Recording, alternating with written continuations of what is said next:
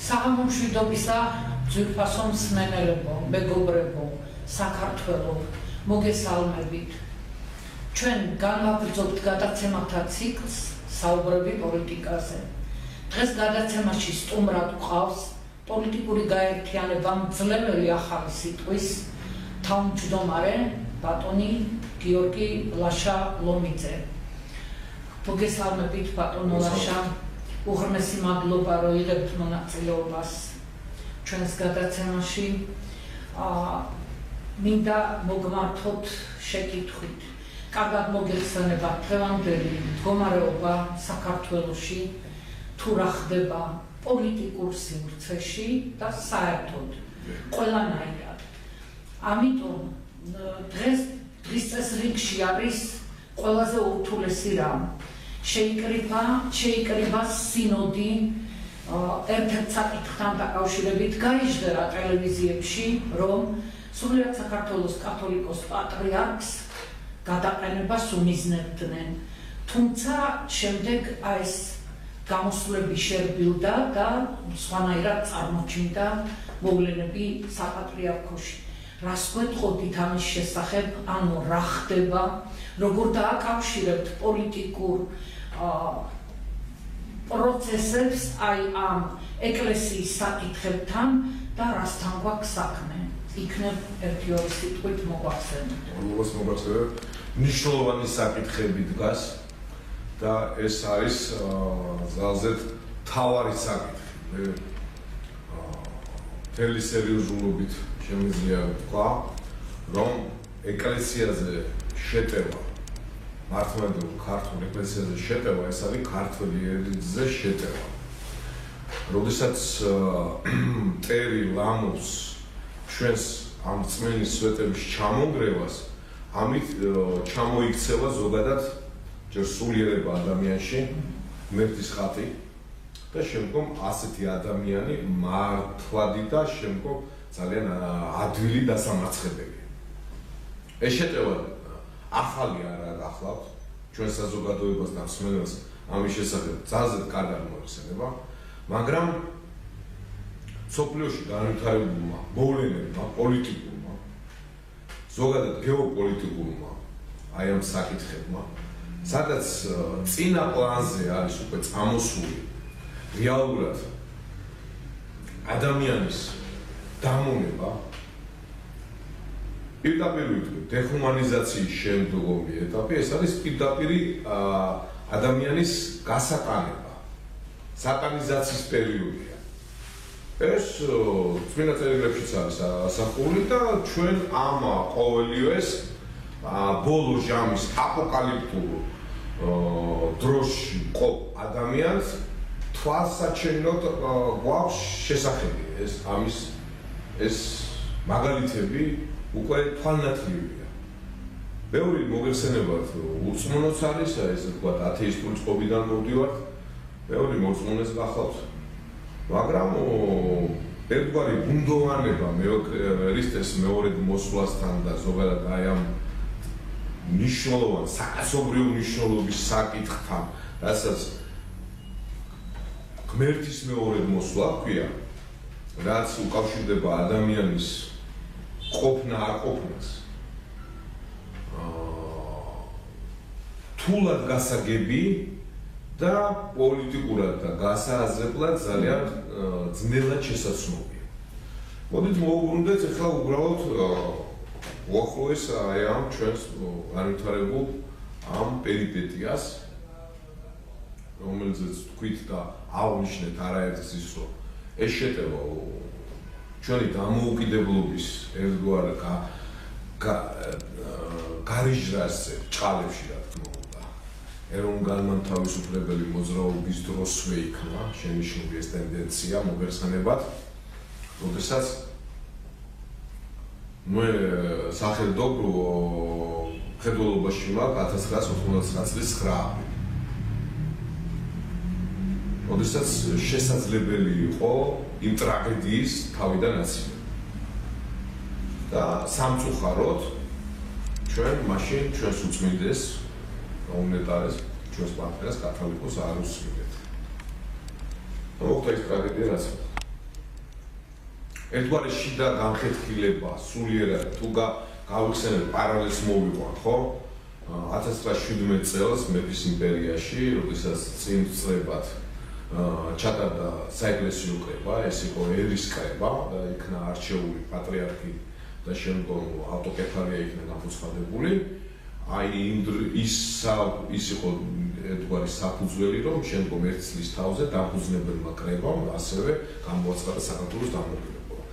ამის გახსენება იმიტომ არის საჭირო და ვახსენებ ჩვენს მსმენელებს და ჩვენს მაყურებლებს, რომ გავიაზროთ, რომ სული და სხეული ერთია, სულია სხეულებრივი საკითხებია. როდესაც ჩვენ შევნიშნეთ ეს ტენდენციები ეკლესიაზე შეტევის, ჩვენ არაერთის გამოსულვართ ამის სამხილებლად და გვიტყვანს, რომ ეკლესია, რა თქმა უნდა, არსებული კანონმდებლობით, რა თქმა უნდა, დამოუკიდებელია. ეკლესია ვერ ერევა სახელმწიფოს საქმეებში, როგორც სახელმწიფო ვერ უნდა ჩაერევოს სახელმწიფო, ვერ უნდა ჩაერევოს ხელისუფლება, ვერ უნდა ჩაერევოს საეკლესიო საქმეებში. მაგრამ საქმე სულ სხვაგვარად არის უკვე დღეისობით წარმოდგენილი. ერთ-ერთი მეუფე, არ ვიცი რატომ და რისთვის ამ მეუფეს, რომელიც შემჩნეული იყო ეკუმენური მოძრაობის დიდი მებაიდახე, წინა რეჟიმის მეხუთბე, რომელმაც ძალიან უგვარი განცხადებები გააკეთა და მორწმუნე მრევლის და კრებულის ძალიან დიდი გულისწყრომა დაიმსახურა იმ კუთხით, როდესაც მან პატრიარქზე ძალიან მაღალი სასულიერო იერარქიისთვის შეუფერებელი განცხადებები გააკეთა. არამედ მოგეხსენებათ, ეკლესია ძალიან რთული ინსტიტუტია თავისი არსით. ეს არის ადამიანების მორწმუნე კრებული. ეკლესია ბერძნული სიტყვაა, მოგეხსენებათ ყველანი კარგად ვიცით. აქ თავისი კანონები მუშაობს. შენ შეგიძლია ამხილო, რა თქმა უნდა, მოყვას.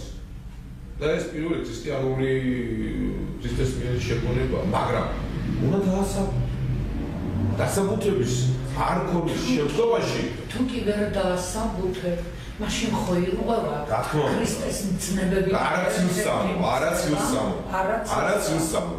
და აქედან გამომდინარე ეკლესიასაც მართლებდა და სინოდსაც ცოტა უფრო მეტი როგორც იტყვიან, საჟელი დადებულიყო და უფრო მეტი განმარტება მიეცა მორწმუნე ერისთვის და კრებულისთვის. იმასთან დაკავშირებით, რომ ეს ადამიანი თვითონ არის განდგომილებაში, თვითონ არის ეკლესიის გარეთ თავის დამყენებელი და არა ეკლესიაში ხდება ის, რასაც თვითონ აავლენს. კი, ძალიან კარგად ვიცით. ძალიან რთულ დროს გვიწევს და დამოკიდებულება საზოგადოების, ბურჟუების მიმართ, მქონებელთა ფერის მიმართ, რომლებაც საქართველოს ქონება, აი როგორც იწვია, ჯიბეში ჩაიდეს, ამ ადამიანების ირგვლივ ხშირად გვინახავს და დავინახეთ, რა თქმა უნდა, სასულიერო პირებიც. რომლებიც სამწუხაროდ და ჩვენ და საუბედუროდ, აი ერთგვარად დისკრედიტირებას ახდენდნენ თავიანთი თავის პირველ ყოვლისა და შემდგომ თავად ეკლესიისაც. მაგრამ ეს იმას არ ნიშნავს, შემოკარგებო, რომ ჩვენ ბრძანი შევიტანოთ ქრისტეს წმენაში და ჩვენს ეკლესიაში. მე რა ვქნათ ახლა, რომ ჯიპებით დადიან მეუფეები. მე რა ვქნათ, რომ მიშას მთავრობამ ჯერ შევარდნაძის მოყოლებული კონკორდატის გაფორმების შემდგომ ის საბჭოთა მეურნეობები, ის მიწასავარგულები ეკლესიამ მიიღო. იმ თითოეულ ეპისკოპოსს მოვთხოვოთ, ბატონებო, ჩემო კარგებო, იმ საბჭოთა მეურნეობის თემური მეურნეობა, პატრიარქმა რა თავის ეპისტოლეში გახსოვთ, როგორ გამოდიოდა. გადაგვარჩენს ეს ნებისმიერი თეზა მოცემული მისგან ეპისტოლეში. ეს საპროგრამო დებულებებია. ჩვენ როდესაც ვსაუბრობთ არსებული წესწყობილების ფორმაციის შესვლაზე, სწორედ ეს მაგაზე ვსაუბრობთ, რომ მიწა, წყალი, წიაღისეული, სულიერ მატერიალურ ფასეულ ქართველი საკუთრებაა. ჩვენ 90% შემოყარებოდა თუ მეტი არა, საკვები პროდუქტი უცხოეთიდან შემოყვა. რა გვჭირს მე ჩვენ ქართველს თურქული პალმიდრის, თურქული ნებისმიერი სოფლის მეურნეობის პროდუქტის რომ ყიდულობთ მარკეტებში და საკვირველთმოქმედო ბაზრობებზე. ჩვენ არ გვაქვს იმათ მოვთხოვოთ და აი ესეთი ბრალდებები პატრიარქზე, რომელიც ესე იგი ბოლო ჟამის უკანასკნელი პატრიარქია, მისი სიტყვებს გახსენებთ 90-იან წლებში გაცხადებულს. ეს იმიტომ კი არა, რომ ჩვენთან ეკლესია და ქრისტეს რწმენის მატარებლები, ადამიანები მეორედ ქრისტეს ვერ უნდა შეხვდნენ. ეს სხვა რაღაცის მნიშვნელობის და სხვა სულიერი და პოლიტიკური დატვირთვის გაცხადებული სიტყვები იყო. ჩვენი უწმიდესი ილია მეორე პატრიარქი სულით იგივე ელია და იგივე ნათლისმცემელია, იმიტომ რომ ჩვენი ეკლესია ეგებება ქრისტეს მეორედ, მოსულ ქრისტეს. დღეს სხდომა სინოდმა იმჟელა საკითხებზე, ძალიან მოკლე განცხადებები, შინაარსის განცხადებები გააკეთა, ერთი იყო დავით გარეჯი, შემდგომ კოვიდის თემა, აი დეჰუმანიზაციის შემდგომ ადამიანის გასატანება, ესე იგი დაჩიტვის საკითხები და ძალიან ეს რეალობაა. ამერიკის შეერთებულ შტატებში მოგეხსენებათ ეს პრობლემები, აი წინა საათში სანამ ბაიდენისა და ტრამპის შორის ეს პაექრობა წავიდოდა, პირველი ეს კოვიდის ტალღა რო წამოვიდა, ხალხი გამოვიდა, იმიტომ რომ იქ პირდაპირ მთავარმა ეპიდემიოლოგმა, რომელსაც პრეზიდენტმა ტრამპმა უწოდა თაღლითი და აფერისტი, 90 წელს გადაცილებული ადამიანი გახლავთ, პროფესორი აკადემიკოსი, ხალხს პირდაპირ უთხრეს საინფორმაციო საშუალებებით, რომ თქვენ სავალდებულო ვაქცინაცია უნდა ჩაიტარდეს, ეს ჩიპიზაცია უნდა, რომ თქვენ უფრო ადვილად გიმკურნალოთ, დროულად. და ამის ტალღა. ესე იგი და ჩვენმა საპატრიარქომ ძალიან გონიურულად, ესე ვთქვათ, ძალიან ტაქტიანად, პოლიტიკურად, ძალიან ისეთი ზომიერი განცხადება გააკეთა, რომ ვაქცინაცია კი, მაგრამ ინდივიდუალურად უნდა მოხდეს თუ ნებაყოფლობით უნდა იყოს და არასავალდებელია. მაგრამ უმთავრესი აქ ჩვენთვის არის ერთადერთი საკითხი, რომ ერთხელ და სამუდამოდ ჩვენმა მაღალმა იერარქიამ, სასულიერო იერარქიამ აი ამ ვახანალიას შიდა არეულობას და იმ დაპირისპირებას, რომელსაც ესე გვახობს მედია, რომ აი შიგნი არეულობაა, ყველას რაღაცა თავისი ინტერესები აქვს, წერტილი დაუსვან ხაზგასმით, რომ ყველას თავისი ადგილი მიეჩინოს. მაინდა-მაინც ეხლა არ დავასახელებ რა, არ გავიხსენებ იმას, მარტო ჩვენზე იქონდა პატარა ადამიანებზე გული. გახსოვთ ალბათ და ჩვენს ხელს ახსოვს რა ეპიტეტებით და რა იმებით გამოდიოდა რა რიხით ამ ზოგადად ქრისტიანობის და ზოგადად აი ამ ქართველებზე შეგუშემატყუბრული ადამიანების მისამართი. ჩვენზე ვთქვით. ამ ადამიანებს რატო არ მიმართავთ ესე და რატო არ მიუჩენთ ადგილს და რატო არ განუმართავთ პატივცემულებო. ეხლა უწმიდესი ასაკში გახავთ, ხანგრძლივია და ჩვენ იცოდეთ რა ჩემო ქართველოებო, ეხლა თქვენ მოგმართავთ. მასზე დგას ძალიან ბევრი რამ. ღმერთმა დიდხანს გვიმყოფოს. თორემ წინააღმდეგ შემთხვევაში რაც აბერძნეს დამართეს ევროპაში და იმ ქრისტელებმა და იმ ძალებმა რა, გლობალისტებმა, რომლებსაც ადამიანის დამონება უნდათ და თავიანთი ღმერთის, ლუციფერის, სატანზე ლოცველებად, ჭყალებში ლოცველებად გადაქცევა უნდა. იმ ადამიანების მთავარი მიზანი არის, რომ სწორედაც ეს მოხდეს და დაიშალოს ჩვენი მარტივად საპატრიარქო, ჩვენი მართლმადიდებლური ქართული ეკლესია მარტივ მამრავლებად და პატრიარქმა თავი თვითონ კი არ უნდა ისაუბროს და არ საუბრობს, იმიტომ რომ ეს არის უბრძენესი ადამიანი და მას თვის ზალა და სული წმინდის მადლით ის ისეთ ნაბიჯებს გავს, რომ აი თუ რაღა მენაირად ერთგვარად დღეს საქართველოს აქვს სახელმწიფოებრიობა და ქართველებს ჯერ კიდევ ქართული სული ასე თუ ისე გვაქვს დამსახურება. ამასთანავე ერთგვარი ნიშანი არის, რომ ჩვენ დღეს გვყავს ხანდაზმული, რა თქმა უნდა, მაგრამ სოფლიო მნიშვნელობის პატრიარქი. რომელზეც ბატონმა აკაკი ჯორჯაძემ წერალმა და საზოგადო მოღვაწემ ბრძანა, რომ პატრიარქი სოფლიო მნიშვნელობის ნათლისმცემელია. ანუ ეს კიდე განსხვავებულ მიდგომას ითხოვს, მე როგორც ვფიქრობ. ნამდვილად. ხომ გითხარით, რომ ჩვენი უწმიდესი კათოლიკის პატრიარქი უნდარესი სულით იგივე უარდაფისების ფუნქცია. იქ არის აღჭურვილი და აი უწმიდის მარკით აი ეს ვალიდებს. მაშინ რას ვებრძვით მაშინ და ვებრძვით ისევ ღმერთს. ვინც პატრიარქზე და მარტივად რაც არ უნდა იყოს. ეხლა შეუცდარი ადამიანი არა ვარ, ერთადერთი ქრისტე იყო შეუცდარი, კაცო. და ის ვიცოდეთ, ხაზგასმით ვიცოდეთ ყველამ, რომ შეტევა ჩვენს უწმიდესზე, შეტევა ეკლესიაზე და ზოგადად მართლმადიდებლობაზე და ქრისტეს მოძღვრებაზე, ეს არის შეტევა ღმერთზე, ეს არის შეტევა ქართველობაზე.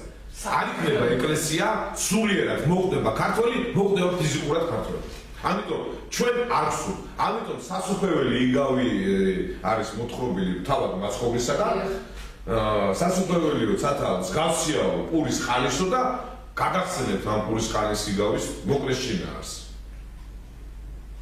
პურის ანაში ესე იგი მუშაკებმა დათესეს და ამოვიდა ხორბალი და ხორბლის თესლისგან ამოვიდა ხორბალი მე იქიდან ღვაწლი მოშუნე მივიდა ბოროტმა კაცმა ეს მოშუნე ის იგივე ღვთისმებრძოლის დაცემული ანგელოზია მიწის მუშაკები არიან ანგელოზები თავად მაცხოვარი განმარტავს პურის თესლისგან აღმოცენებული ხორბალის ეს ადამიანები არა ღვაწლის თესლისგან აღმოცენებული ისევ ადამიანები როგორც იქითკენ ყოფები და ჯეჯილი როდესაც ეს არის და უთხრეს პატრონს რომ აი ჯეჯილიც და ხორბალიც ერთად და იქნებ გავმარგვლო თუ არა უთხრა პასუხობს პატრონი რომ მაშინ დაიწყო და ჯეჯილიც და იცოდეთ ბოლო ჟამია და ყველამ თავისი არჩევანი გააკეთოს უნდა ხორბლისა მოსავალში იყოს თუ იმ ღვაწლში რომელიც სუცუბში დასაწყებად და წავალ და წასაწყენდება იმიტომ რომ ამას მოყვება პოლიტიკური აშლილობები ჩემო კარგებო სამოქალაქო ომი 90-იანი წლები მონაგონია და სხვათა შორის ეს ტენდენცია არის ამერიკის შეერთებულ შტატებში რუსეთის ფედერაციაში საფრანგეთში, გერმანიაში, თავად ჩინეთში გაგიკვირდებათ და ჩინეთში მიუხედავად იმისა, რომ იქ ჩინეთში კარგახანია უკვე დაჩიკულებიც არიან, კარგახანია დაზომბირებულებიც არიან და კარგახანია წითელი დრაკონი ამ ადამიანებს კარგად მართავს როგორც მონებს. მიუხედავად იმისა, რომ აი ძალიან სერიოზული ტექნიკა აქვს. ტექნოკრატიული განვითარება თვით ამერიკასაც კი გადაასწრო და ტრამპსა და ჩინეთს შორის აი ამის გამო იყო ამ ტექნოლოგიების გამო ერთგვარი ჭირი. და ეს გამოსახულებას ყოფს. ამიტომ მოგიწოდეთ ყველას ვიყოთ სადარაჯოზე, ვიყოთ ხიზლად, დავიცვათ ჩვენი ეკლესია და ეკლესიას გულისხმობ არა მღვდელს კაცო და მღვდელს ახოს, თუმცა ისა და ისიც ადამიანია. ისიც ჩვენი საზოგადოების წევრია. და თუ ქრისტეზე ვინმე რამ იცის მოძღვრებაზე მან იცის და მას უნდა ვთხოვოთ რომ რაღაცა ის განმარტებები და ჩვენც კიდევ უნდა ვიყოთ მოწოდებული იმის რომ ბევრი შევითვისოთ ამ ქრისტეს მოძღვრებიდან მისი ნაუბარიდან და შინაარსობრივად და არა ზეპირად რა ქვია როგორც სასულიერო ისე საერო ამიტომ ყველანი მოსაფრთხეებია იმიტომ რომ ეკლესია თავად თითოეული ჩვენგანი თითოეული ადამიანის წევრებით არის ეს შემდგარი. დავიცვათ წინააღმდეგ შემთხვევაში ქართლის მოვალე არა. უღრმესი მადლობა. ემოციისთვის და არა ასეთ თემებზე უემოციოდ ვერ ვითხოვთ. უემოციოდ არ შეიძლება საუბარი ძალიან დიდი მადლობა ამ საუბრისთვის. თქვენ დღეს დაგემშვიდობებით. უღრმესი მადლობა ყურადღებისთვის. მომავალ შეხვედრამდე ჩვენ გავაგრძელებთ აი ამ ტიპის გადაცემებს მომავალშიც.